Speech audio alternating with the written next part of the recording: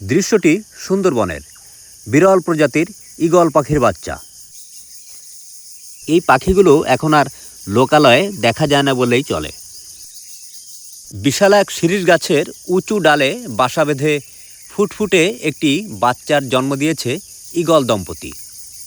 অনেকের মনে প্রশ্ন জাগতে পারে, সুন্দরবনে আবার শিরীষ গাছ কোথা থেকে এলো?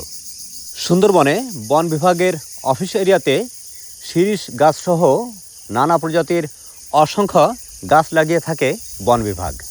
তেমনই একটি গাছে এই বাসাটি।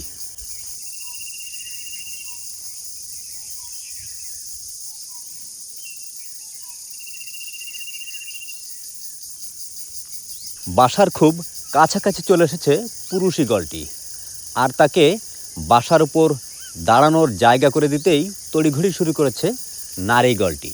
আজকাল মানব সমাজও স্বামী স্ত্রীর একে অন্যের প্রতি এমন সম্মান যেন হারিয়ে যেতে বসেছে। আজকে বাচ্চার জন্য এখনও কোনো খাবার সংগ্রহ করতে পারেনি ওরা, তাই হয়তো নিশ্চুপ চিন্তিত এই ঈগল দম্পতি। খাদ্যের সন্ধানে উড়ে গেল একজন, অন্যজনকে বাসাতেই থাকতে হবে বাচ্চার পাহারার জন্য।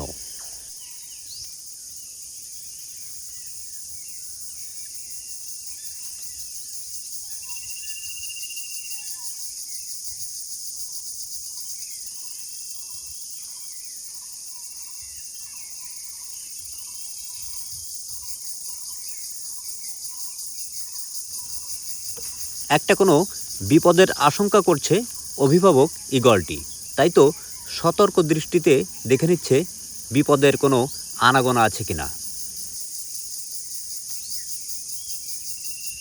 এদিকে খাবার না পেলেও মাকে কাছে পেয়ে খুশি বাচ্চাটি, তাই তো হাত পা ঝেড়ে রিল্যাক্সড হওয়ার চেষ্টা করছে সে।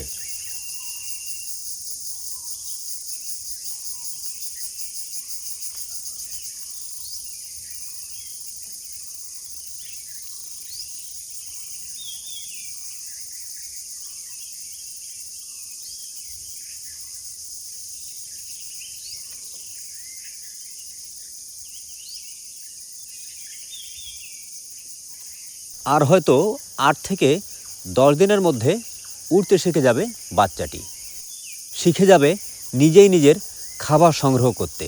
একটা সময় তারও হবে সংসার, সেই সংসারে আসবে একটি বা দুইটি বাচ্চা। প্রশ্ন হলো, তখন কি সে ভুলে যাবে এই সংসারের কথা? তখন কি সে ভুলে যাবে তার বাবা মায়ের কথা?